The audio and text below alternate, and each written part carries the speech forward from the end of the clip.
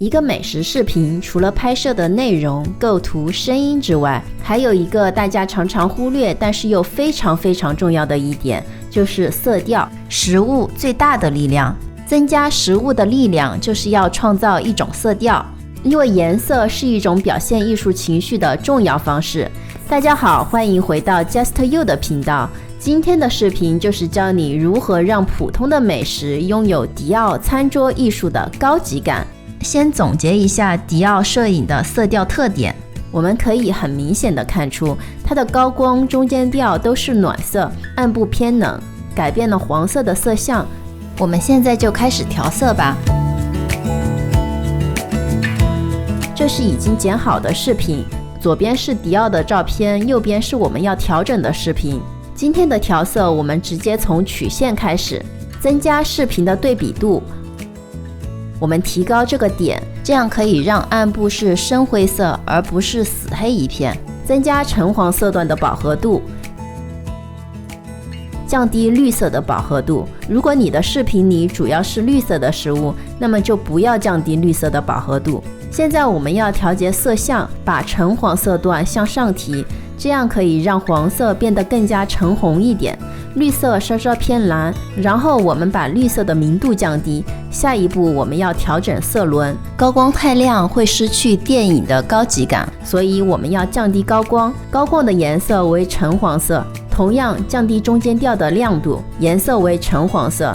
暗部偏冷，所以我们加一点蓝色进去。为了让画面的中心更突出，我们可以新建一个 Lumetri Color， 把它放置在最上面，点击蒙版，重新命名，调整大小和位置，增加羽化值，选择反向，降低曝光度，这样我们就制作了一个暗角的效果。我们来看一下前后的效果。现在我们可以把刚刚的所有设置输出一个预设，按住 Ctrl 点选2个 Lumetri Color， 你可以输入你想要的名称，保存后它就会出现在你的预设版面里，或者你可以直接复制给其他的视频。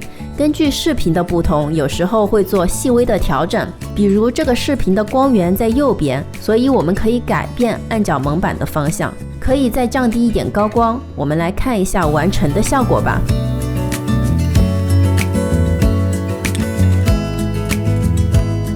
是不是瞬间感觉到温暖精致呢？喜欢干净明亮的同学也可以用这个思路去调色。高光和中间调偏橙暖色，暗部偏冷，很多美食都可以用这种方式去调整。不管是横屏还是竖屏，晚餐还是甜点，可以让你的视频更有温暖精致的感觉。就像有人说，没有调色的影片只是半成品，调色不正确的影片只是半废品。调色其实就像双刃剑，不要过犹不及，恰到好处才行。不管你是否点赞、订阅、分享，我都希望这个视频可以帮助到你。需要这些视频素材的同学，请留言告诉我。我们下次见。